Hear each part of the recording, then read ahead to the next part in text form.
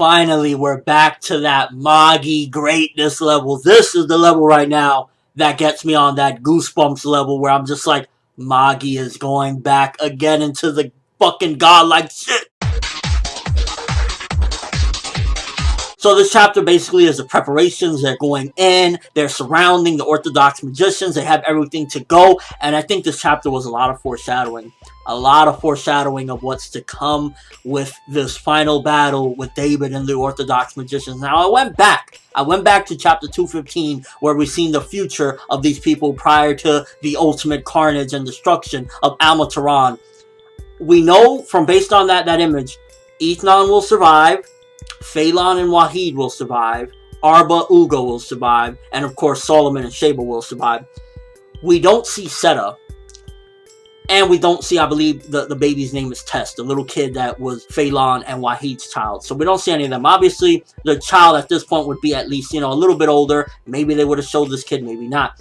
But going back to that chapter and the expressions on the face of these people, Ethnon looks like I will fuck Solomon up. Wahid and Phelan look like fuck him. Arba looks scared of them. Ugo looks scared of them. And they're just there like the king and queen, Sheba and Solomon.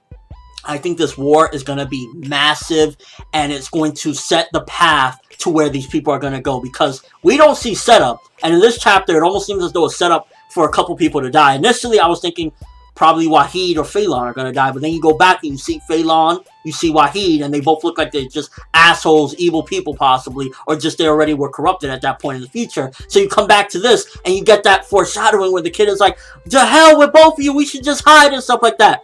I'm willing to bet Tess, the little baby, is going to die, and this is how it's going to happen. I think possibility is Setta's going to stay behind, because they mentioned somebody's going to stay behind and protect just in case they get through us, they try to come to our spot. Maybe Setta's going to stay behind as the guard with the divine staff, and Tess is going to be there, and possibly David or some of David's troops is going to go up in there and kill Setta, Tess, and some of their people as well. And I think that's what's going to set a path for where Ethnon is going to feel like, you didn't protect my brother Solomon. Where Wahid and Phelan are going to feel like, you didn't protect my son. And that's where I think a lot of their corruption and their fall into depravity will begin. It felt very dark when Solomon was like, if David doesn't come to the front lines to fight, I will go into the cathedral and I will kill him with my own two hands. This is a man right there. This is, at this point, we've seen the development. A lot of these chapters where it just was kind of like, you feel like Solomon's moaning, like, I don't want to do this. It's not, I'm scared of this. But at this point, he has accepted it. I'm the king, and I have to do what needs to be done, and I have to kill my father. And, I got some chills when he said that. I ain't even going to front. When he said, I will go into the cathedral and kill my old man with my own two hands, I was like, Solomon, you're accepting your role in destiny of just being a god. Although it is interesting that we find out that Ethnon sacrificed half his life for Setta, so that could explain a couple things as to why he died premature in our timeline. Maybe it's a possibility he wasn't supposed to die, but ultimately, since he cut his life short by saving Setta when he was younger, that's the consequence. But then the end of the chapter, David is ready, and there's something very fishy, because even Solomon says, why is this so easy? We're surrounding them, we're getting rid of their magic, and things just look like it's normal. What if David is already planning this? What if David knew they were going to come and he was like, we're going to go to their base and possibly destroy their base? Or he has some sort of plan, definitely, because for it to be this easy, it could also mean that he is just going with the flow of what's supposed to happen, because he did say he already foreseen that he will die at his son's hands. It is his destiny to lose to his son. It was almost as if he was referring to himself, but at the same time saying, Solomon, let us kill God together, as it is destiny. What if he's talking about basically him losing to him? You are killing God, and this is the end of the first chapter, and he's going to come back in the new world. So many things foreshadowed and set up with this chapter. It's just like we're approaching the finale of Almataran, or at the very least the final bout with David. And I think that this is going to be the beginning, the catalyst. This final battle is a catalyst to a fall into depravity for many of these people. This is what's possibly going to make Ethnon go rogue, because again, you go back to 215 and you look at them, they are not the same people. Phelan and Wahid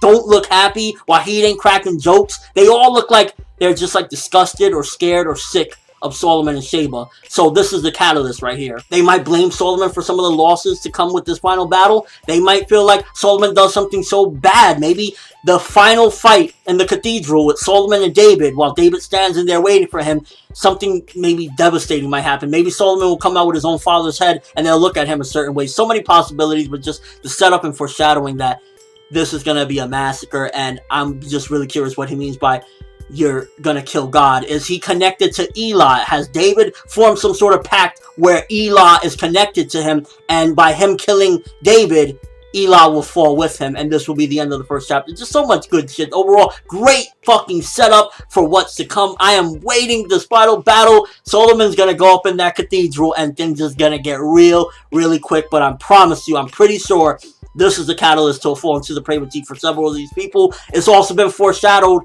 because, again, in this chapter, you see Sheba talking to the baby, trying to concentrate the magic on it.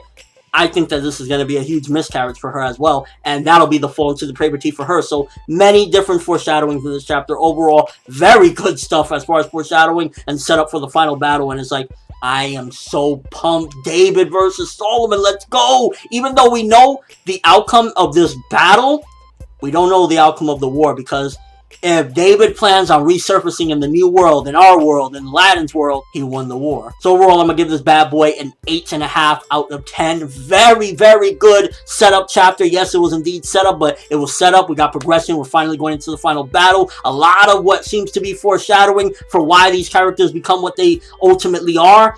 And just so much good shit. It's like, Magi is back on that greatness train. Toot toot! Let me know what you guys think. First of all, do you think that these are some of the outcomes for these characters? Why a lot of these characters fall into the depravity? Why Ethnon ultimately joins Al Thalman? Do you think it's because Setta will die? Will Setta be the one that stays behind to protect their base? And how do you think it's going to go down? How do you think Solomon is going to finally put down David? And what does David mean by let's kill God together? So many questions. Can't wait for the answers. But that's all I have for this review. Thanks for watching. Hope you enjoyed. If you liked anything I had to say about this Magi greatness or enjoyed the video, drop me a like. I greatly appreciate it. I'm ForneverWorld, and as always, people, have an awesome day.